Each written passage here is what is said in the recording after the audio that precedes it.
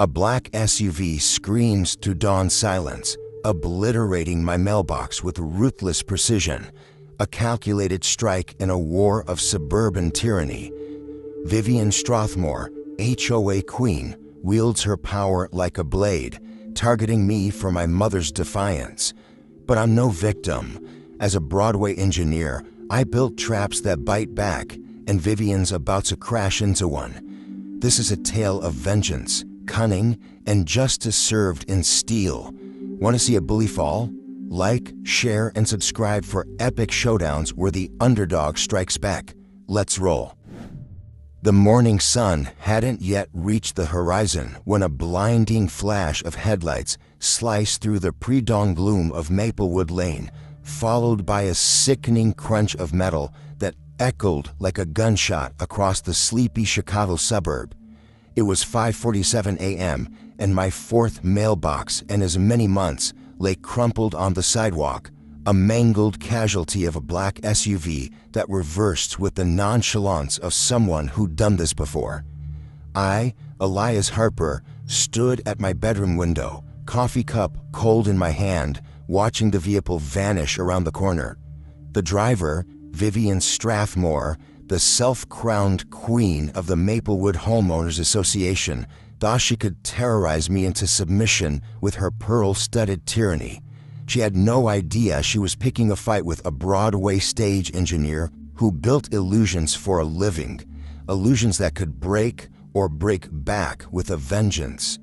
My name's Elias, I'm 32, single, and 3 months ago I inherited my mother's house on this idyllic street, a place where white picket fences framed manicured lawns and neighbors waved like they meant it.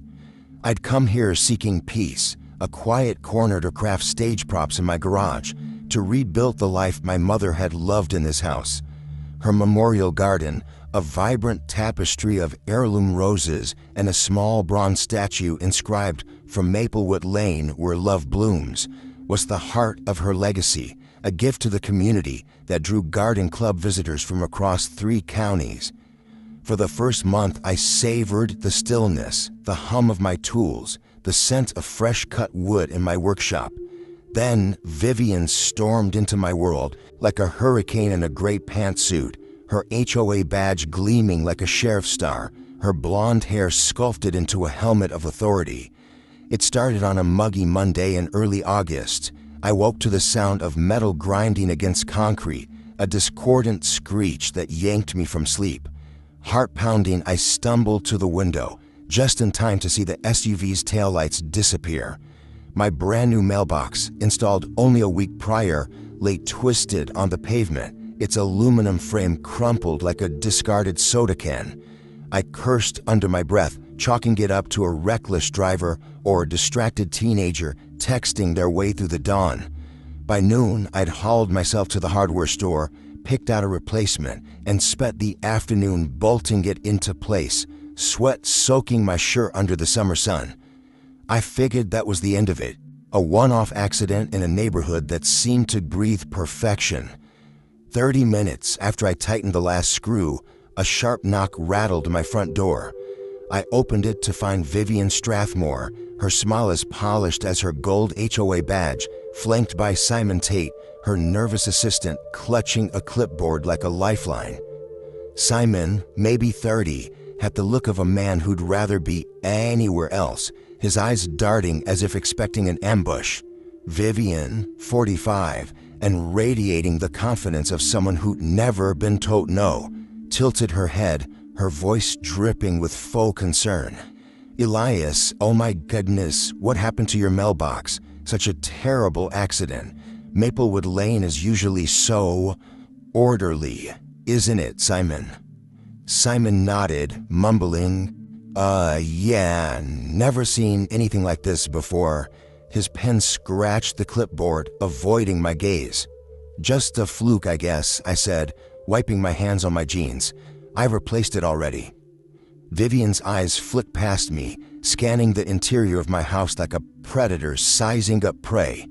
"That's the spirit, Elias, but you know, this neighborhood has standards. We pride ourselves on harmony, aesthetics, community."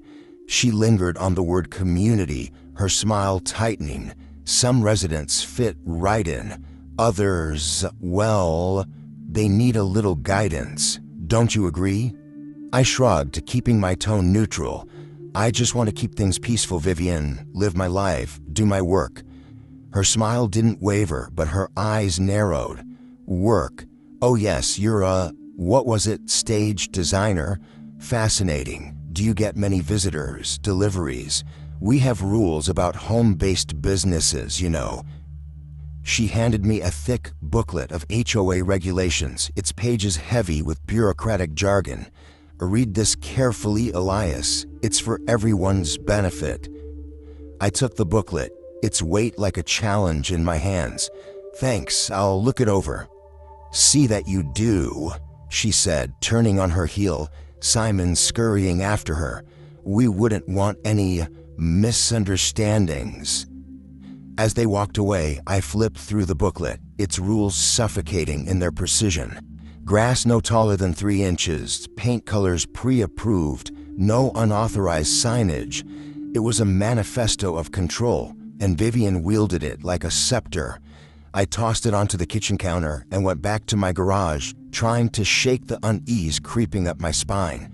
Maplewood Lane was supposed to be my sanctuary, a place to honor my mother's memory, to rebuild her garden and live quietly.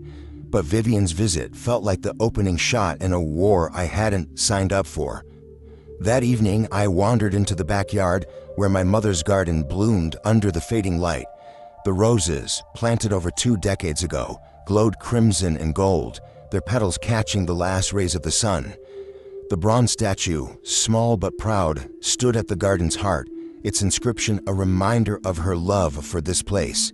I ran my fingers over the engraved words, remembering her laughter, her hands in the dirt, her stories about neighbors who'd stop by to admire her work. This garden wasn't just plants, it was her legacy, a living testament to her belief that beauty could unite people. I'd promised myself to protect it, to keep it thriving. As I stood there, a shadow moved across the street. I glanced up to see a girl, maybe 12, watching me from her porch.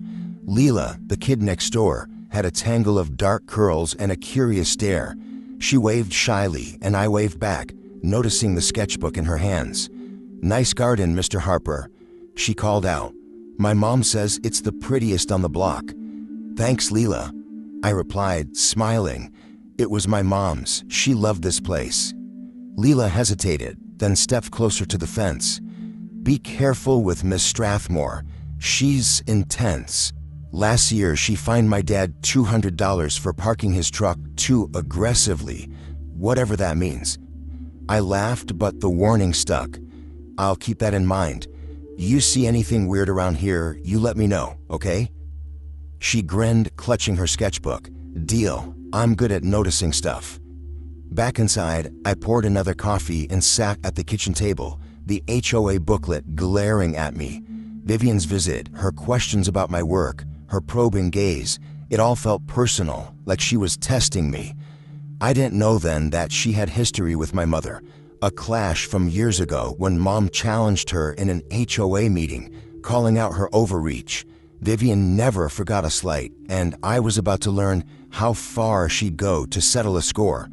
The mailbox was just the beginning, a calculated move in a game of suburban chess. But I wasn't here to play games. I was here to build, to protect, to fight for the home my mother loved. Vivian thought she could break me with her rules in her SUV. She was about to find out that on Maplewood Lane, some things, some people were built to withstand anything.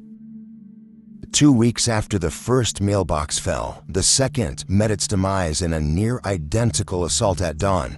The crunch of metal jolted me awake, my heart racing as I peered through the blinds. The black SUV, its silhouette unmistakable, peeled away into the morning mist. This wasn't a random hit-and-run anymore. It was a pattern, deliberate and taunting.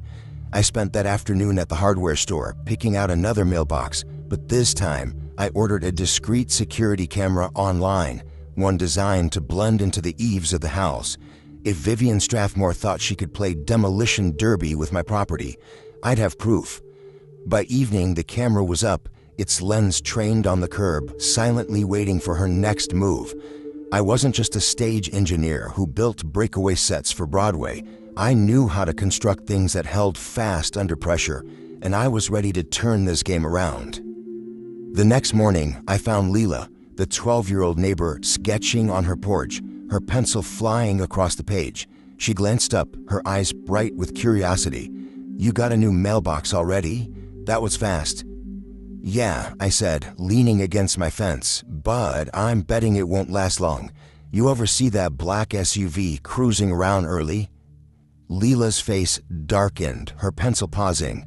"Miss Strathmore's car? Oh, yeah. She drives by all the time, super slow, like she's spying. Last week, she yelled at my friend Tim for riding his bike too close to her lawn. He wasn't even on it." I nodded, filing that away. "Keep an eye out for me, Leela. If you see her near my place, let me know." She grinned, saluting with her pencil. "You got it, Detective Elias." Vivian didn't waste time escalating. That afternoon, she appeared at my door, her HOA badge gleaming like a warning. Simon's hate trailed behind her, his clipboard trembling in his hands. Her smile was all teeth, no warmth. "I noticed your new equipment," she said, gesturing toward the camera, barely visible under the roofline. "Planning to film the neighborhood, are we?" "Just protecting what's mine," I replied, crossing my arms. "Seems like accidents keep happening around here." Her eyes narrowed, but her voice stayed syrupy. "Accidents are unfortunate, but surveillance, that's a serious matter. Our bylaws require HOA approval for any recording devices. You wouldn't want to violate community harmony, would you?" "Harmony?" I raised an eyebrow. "Hearts feel harmonious when my mailbox keeps getting flattened." Simon shifted uncomfortably, scribbling something on his clipboard. Vivian ignored my jab, handing me a single sheet of paper. "This is a courtesy notice. You'll need to submit a formal request for that camera by Friday, or it's a $100 fine. We're all about transparency here." I took the paper, its text dense with legalese. Transparency, huh? Funny I'd say the same about whoever's driving that SUV. Her smile flickered just for a moment before snapping back into place. "Careful with accusations, Elias. They can make things complicated." She turned away, Simon hurrying after her like a scolded puppy. As they left, I caught Leela watching from across the street, her sketchbook forgotten. She gave me a thumbs up, and I knew I had an ally. The camera paid off 2 weeks later when the third mailbox went down. I was ready this time, awake and watching at 5:47 a.m. The SUV slowed, aligned with precision, then surged forward, smashing the mailbox into a twisted heap. My camera captured everything: the license plate, the driver's silhouette, the deliberate intent. I downloaded the footage, heart pounding as I zoomed in. The plate matched Vivian's SUV, parked proudly in her driveway 3 houses down. This wasn't a prank or a coincidence. It was warfare, and she was the general. I called Maggie Walsh, the retired history teacher who'd become my guide to Maplewood's underbelly. Over coffee in her cozy kitchen, surrounded by bookshelves stuffed with local history, she leaned forward, her silver hair catching the light. "Vivian's been running this place like her personal fiefdom for years," she said, her voice low. "She's got a vendetta against anyone who doesn't bow. Your mother stood up to her once, you know, at an HOA meeting years ago, called her out for trying to ban holiday decorations. Vivian never forgave her." I froze, my cup halfway to my lips. "My mom. That's why she's targeting me?" Maggie nodded, pulling a faded photo from a drawer. A group of neighbors, my mother among them, laughing in the memorial garden. "Vivian sees you as a threat, Elias, a reminder of someone who challenged her and won. Be careful, she's driven families out before." "Like who?" I asked, leaning closer. "The Patels, the Greens, the Lings," Maggie said, ticking them off on her fingers. "Fines for nonsense, wrong fence height, unapproved flower colors. She buries them in debt until they sell. You're next if you don't play her game." I left Maggie's house with a fire in my chest. Vivian wasn't just a bully. She was settling a score with my mother's memory. That evening, I reviewed the footage again, the SUV's headlights glaring like eyes in the dark. I started keeping a log, dates, times, damage estimates. But Vivian wasn't content with mailboxes. The next day, a yellow violation notice appeared on my door, pinned like a public shaming. Lawn maintenance non-compliant. Grass exceeds 3.1 inches. A $75 fine, payable in 48 hours. I grabbed a ruler and measured. My grass was identical to every other lawn on the block. This was no mistake. It was a message. Leela caught me measuring, her bike propped against my fence. "She's at it again, isn't she?" she said, her voice half angry, half excited. "My dad got a fine last month for excessive mailbox decoration because I put stickers on ours. Stickers." "She's testing me," I said, folding the notice. "But I'm not folding. You still got my back." Leela grinned, her eyes sparkling with mischief. "Always. I'm drawing her SUV in my sketchbook. Wanna see?" She flipped open her book, revealing a detailed sketch of Vivian's car with cartoonish scowl on the hood. I laughed, the first real laugh in days. "You're in trouble, Leela. Keep that sketchbook ready. We might need it." That night, I sat in my garage, surrounded by tools and half-finished stage props, staring at the violation notice. Vivian's game was clear: control through intimidation, fines as weapons, my mother's garden as collateral. But she'd underestimated me. In my world, we didn't just build sets that collapsed on cue. We crafted traps that looked fragile but held strong against any assault.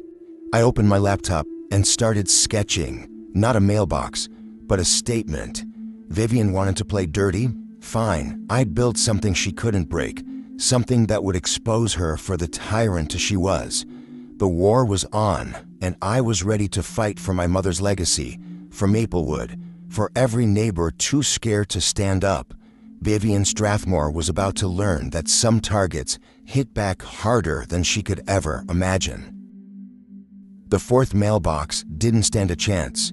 At 5:47 a.m., the now familiar roar of Vivian Strathmore's SUV shattered the morning calm, its headlights carving through the fog as it slammed into my latest replacement, leaving it a twisted wreck on the curb.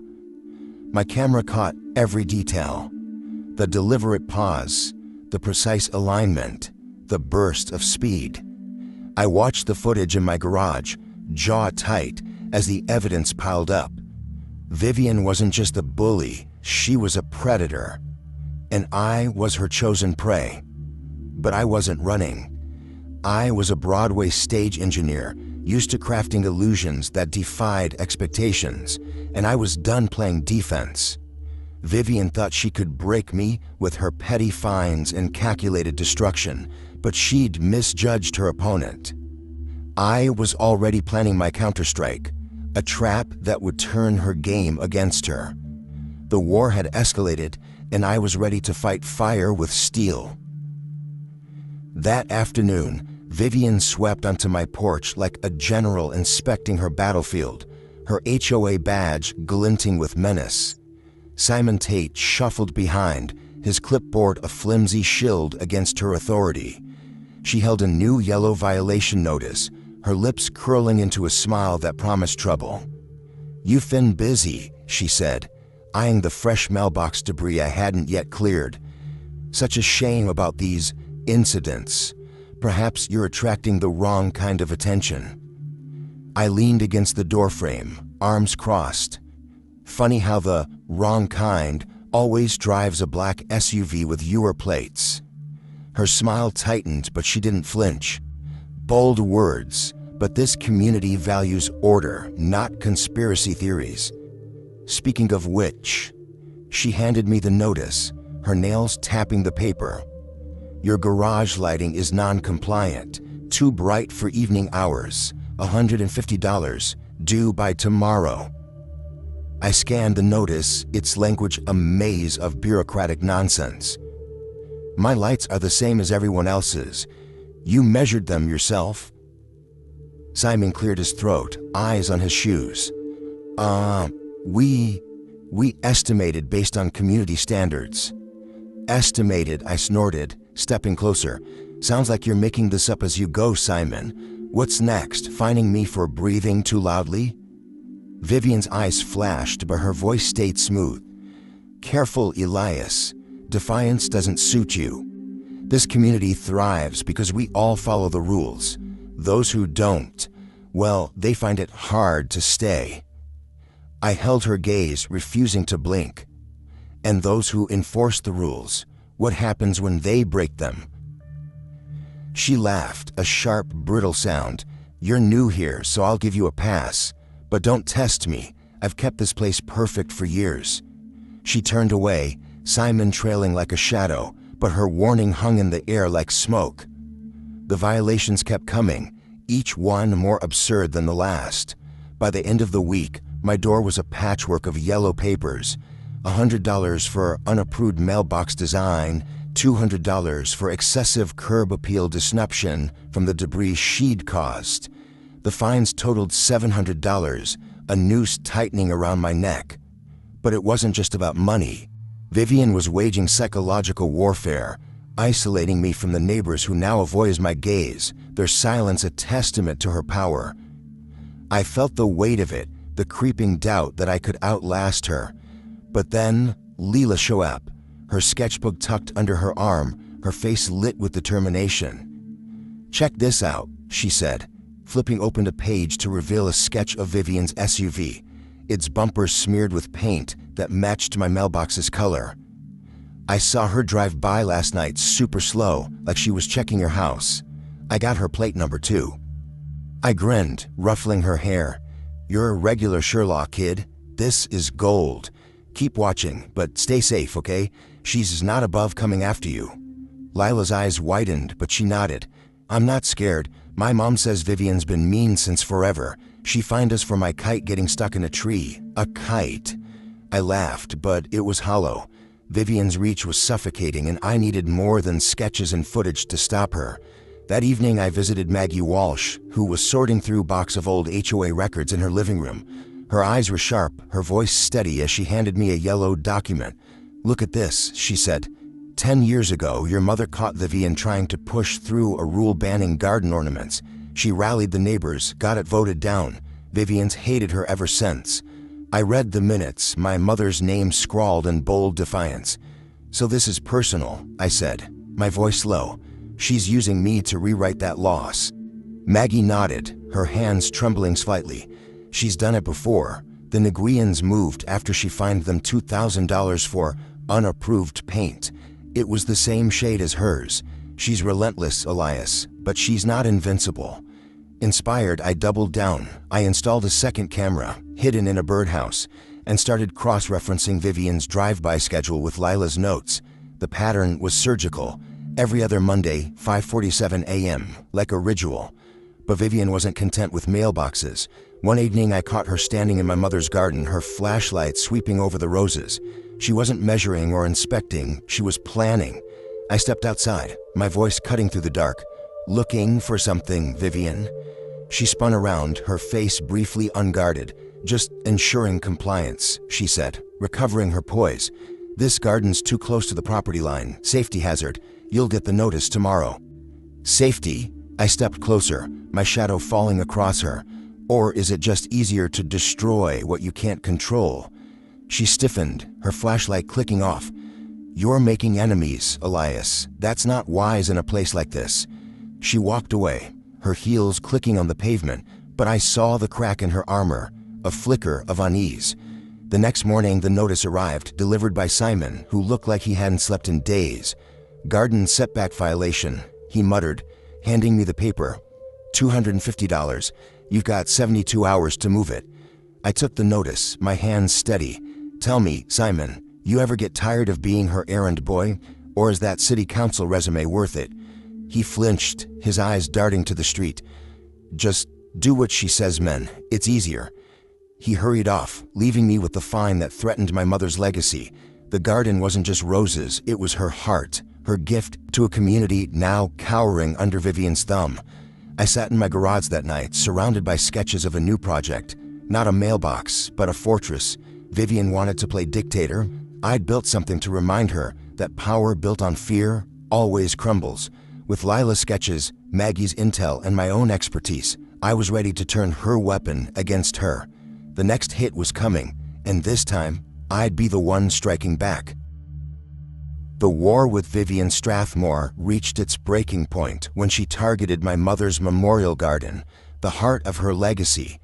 I woke one chilly November morning to find her in the backyard, her designer boots trampling the heirloom roses, her hands prying the small bronze statue from its pedestal. The statue, inscribed with my mother's love for the community, toppled into the dirt, its base cracked. My stomach churned as I ran outside, the cold air biting my skin. Vivian stood triumphant, clipboard in hand, Simon Tate hovering nearby, his face pale with discomfort. She didn't flinch as I approached, her voice cutting like a blade. "This garden's a violation, Elias. Too close to the sidewalk. It's a public hazard." I knelt beside the broken statue, my fingers tracing its jagged edge. A hazard. These roses have stood here for 20 years. They're registered with the Historical Society. You're destroying history. Vivian's lips curled, her eyes gleaming with satisfaction. History doesn't exempt you from rules. You have 48 hours to clear this out, or the fines double. She handed me a yellow notice, the paper trembling in my grip. $500 for non-compliant landscaping. Simon avoided my gaze, scribbling furiously as if the clipboard could shield him from the scene. "You enjoy this, don't you?" I said, standing to face her. "Crushing what people love just because you can." Her smile didn't waver. "I'm preserving order. You'd understand if you cared about this community's future." She turned away, leaving the ruined garden in her wake, Simon trailing like a reluctant shadow. The roses lay crushed, their petals scattered like bloodstains, the statue's inscription barely legible through the mud. That evening, Leela slipped through the fence, her sketchbook clutched tight. Her eyes widened at the wreckage. "She did this?" she whispered, her voice shaking. "My mom used to bring me here to draw the flowers. Why's she so mean?" I sighed, picking up a shattered rose stem. "Some people think power's the only way to feel big, but we're not done yet, Leela. You still in?" She nodded, her jaws set. I snuck a picture of her breaking the statue. My phone's not great, but it's clear enough. I ruffled her hair, a spark of hope ignited. "You're a hero, kid. Send me that photo." Her image, blurry but damning, showed Vivian wrenching the statue free, a smirk on her face. It was another piece of the puzzle, but the weight of the fines, now $1,200, pressed down like a vice. Neighbors avoided me, their curtains drawn, their silence deafening. Vivian's campaign was working. I was becoming a pariah. Maggie Walsh came over that night, her arms full of old HOA files and the thermos of tea. We sat in my kitchen, the broken statue on the table like a fallen soldier. "She's escalating because you're not breaking," Maggie said, her voice steady but urgent. "I found something else, a letter your mother wrote to the HOA board accusing Vivian of bullying new residents. It was never sent. She must have known Vivian would retaliate." I read the letter, my mother's handwriting sharp with defiance. She was protecting people even then. And now, Vivian's taking it out on me. Maggie squeezed my hand. "You're not alone, Elias. But you need to act fast. She's planning something big." I heard her talking to Simon about escalated enforcement. That means liens, maybe foreclosure. I leaned back, staring at the ceiling. "I'm tired, Maggie. The fines, the garden, the isolation. It's too much." I thought about selling, just walking away. Maggie's eyes flashed. "And let her win? Your mother fought for this place. Those roses, that statue, they're her voice. Don't let Vivian silence it." Her words hit hard, pulling me back from the edge. I opened my laptop, the screen glowing with sketches of a fortified mailbox, a trap disguised as surrender. But Vivian wasn't waiting. The next morning, another violation notice appeared. $300 for unauthorized garden debris, blaming me for the mess she'd made. Simon delivered it, his hands shaking as he avoided my eyes. "Just pay it, Elias. She's not stopping." I stepped closer, my voice low. "What's she got on you, Simon? Why do you let her run you like this?" He glanced around, his voice barely a whisper. "She knows people, city council, developers. I need her recommendation.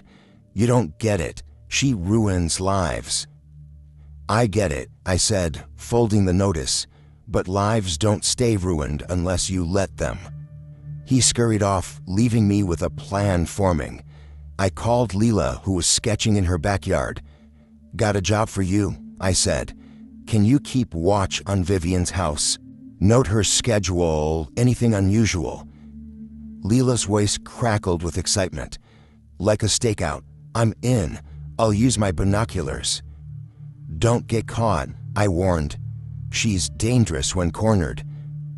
That night, I sat in my garage, surrounded by steel rods and concrete mix, my mother's letter beside me. The garden's destruction wasn't just an attack, it was a declaration of war on everything I held dear. Vivian thought she could bury me in fines and fear, but she didn't know I built things that looked fragile but stood like fortresses. I sketched a mailbox with a reinforced core, anchored deep, designed to withstand her SUV's fury. But I added a twist, a hidden sensor that would trigger a piercing alarm on impact, loud enough to wake the neighborhood. Vivian's next hit would be her last. The next day, Leela texted me her schedule. Vivian's drive-bys at 6 a.m., noon, and 9 p.m., her SUV slowing to a crawl as she photographed my house. "She's obsessed," Leela wrote. "Creepy." I thanked her, my resolve hardening, but Vivian struck again before I could act. At dusk, I found a new notice nailed to my door, $400 for excessive noise from my garage tools, despite working within permitted hours. The fines now topped $1,900, and the deadline loomed: pay by week's end or face legal action. I stood in the ruined garden, the broken statue at my feet, and felt the walls closing in. I opened my mother's gardening journal, her words a lifeline. "Plant for tomorrow, not today." I wasn't just fighting for me, I was fighting for her, for Leela, for every neighbor Vivian had crushed. The mailbox would be my stand, a beacon to show this community that tyranny could be stopped. Vivian had pushed me to the edge, but I was about to push back hard. The trap was set, a masterpiece of deception born from my Broadway engineering skills. The new mailbox, outwardly a standard aluminum shell, hid a steel core anchored in 4 feet of reinforced concrete, rigged with a motion sensor that would unleash a deafening alarm at the slightest impact. Hidden cameras, one tucked in a fake birdhouse and another angled from Lila's bedroom window, were primed to capture every second of Vivian Strathmore's inevitable assault. Lila had mapped her schedule with the precision of a junior detective, and Maggie Walsh had wired her old camcorder to live stream from her porch, ready to broadcast Vivian's downfall to anyone who'd watch. The fines had climbed to $2,500, each yellow notice a taunt nailed to my door, but I wasn't breaking, I was building something to end Vivian's reign of terror and restore my mother's legacy. Sunday night, I stood in the ruined garden, the broken bronze statue cradled in my hands, and whispered a promise to her memory. Tomorrow, Vivian would learn what happens when you push too far. Monday, 5:46 a.m., I waited at my window, phone in hand, heart steady. Lila texted from her lookout. "She's coming, black SUV, right on time." The rumble of Vivian's engine grew louder, her headlights slicing through the dawn. She slowed, aligned her shot with practiced ease, then gunned the accelerator. The impact was cataclysmic, a screech of metal and a wail from the alarm that split the silence like a siren. Her SUV crumbled, hood folding like paper, airbags bursting, glass spraying across the pavement. The mailbox stood untouched, gleaming defiantly in the sunrise. Neighbors spilled onto their lawns, phones raised as Vivian stumbled from the wreckage, her pristine suit dusted with airbag powder, her face a mask of shock. "You," she shrieked, pointing at me as I stepped outside, still recording. "This is sabotage. You built that thing to trap me." I smiled, calm as the morning air. "No, Vivian, I built it to last. You're the one who keeps driving into it." Lila ran up, her phone capturing Vivian's meltdown. "Got it all," she whispered, eyes wide with triumph. Maggie's live stream was already buzzing, comments flooding in from neighbors and strangers alike. Vivian spun toward the gathering crowd, her voice shrill. "Stop filming. This is my street. I'll have you all fined for invasion of privacy." A neighbor, Mrs. Carter, stepped forward, her voice firm. "Your street. You've been terrorizing us for years. We're done being scared." Murmurs of agreement rippled through the crowd, emboldened by the wreckage of Vivian's SUV. Simon Tate arrived, his clipboard forgotten, his face ashen. "Vivian, maybe we should," he started, but she cut him off, her finger jabbing at his chest. "Do your job, Simon. Write him up. A legal structure endangering public safety." Her voice cracked, desperation seeping through. Simon hesitated, glancing at the crowd. I can't. This is too much." He backed away, disappearing into the growing throng of neighbors. Vivian's eyes darted, realizing her grip was slipping. I held up my phone, the footage clear as day. "It's over, Vivian. Multiple angles, your plates, your face. You can't spin this." She lunged for my phone, but Leela darted between us, fearless. "Back off, lady. The whole world's watching." Her live stream, mirrored on Maggie's feed, was trending with #MailboxJustice, viewers sharing stories of their own HOA nightmares. Maggie marched forward, clutching a folder of old HOA documents. "And there's more," she said, her voice carrying over the crowd. She held up a yellowed paper, its edges frayed. "This is a forged HOA vote from 10 years ago, signed by Vivian to raise fines without approval. My friend, Elias's mother, caught her, and Vivian's hated her ever since. That's why she's targeting him." Gasps rippled through the neighbors. Vivian's face drained of color. "That's a lie," she spat, snatching at the paper, but Maggie held it high. "Explain it to the board," Maggie said, her eyes blazing. "Tonight, at the emergency meeting, we're calling a vote." Vivian's composure shattered. "You can't do this. I've kept this place perfect." But the crowd was already turning, their phones still rolling, capturing her unraveling. By noon, the footage had gone viral, news vans circling the block. Vivian's insurance company called, denying her claim. Intentional collisions weren't covered. Her SUV, a totaled heap, was towed away as she stood on her lawn, screaming at the driver. That evening, the community center was packed, a sea of faces united by years of Vivian's tyranny. Maggie took the podium, her camcorder footage playing on a screen. Vivian ripping the statue from the garden, her SUV smashing my mailboxes, her forged documents laid bare. Neighbors stood, one by one, sharing their stories. Mr. Lee spoke of losing his home over unapproved window shades, a $3,000 fine he couldn't pay. A young mother, Ms. Patel, recounted Vivian's threats over her kids' chalk drawings on the driveway.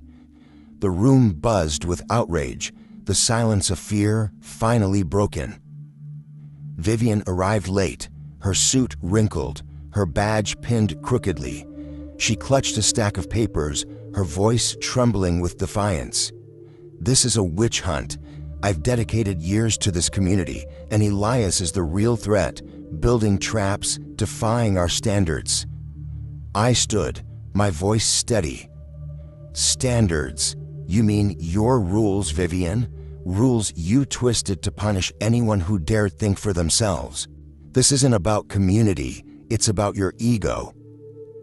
Maggie held up the forged document again. "And this proves you've been lying for years. Step down, Vivian, or we'll vote you out." The room erupted in cheers.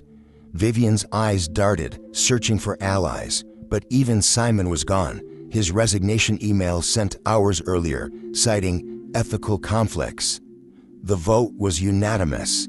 Vivian was stripped of her HOA presidency, her fines nullified, her authority dissolved. Maggie was elected in her place, promising fairness and transparency.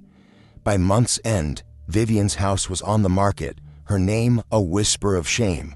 Neighbors rebuilt my mother's garden, replanting roses, restoring the statue with the new plaque, "In memory of a fighter." Leela sketched the mailbox, now a local legend, and kids begged to learn its secrets. I stood in the garden one spring morning, coffee in hand, watching the roses bloom. Vivian had wanted control, but she'd forged a community that stood stronger than her hate.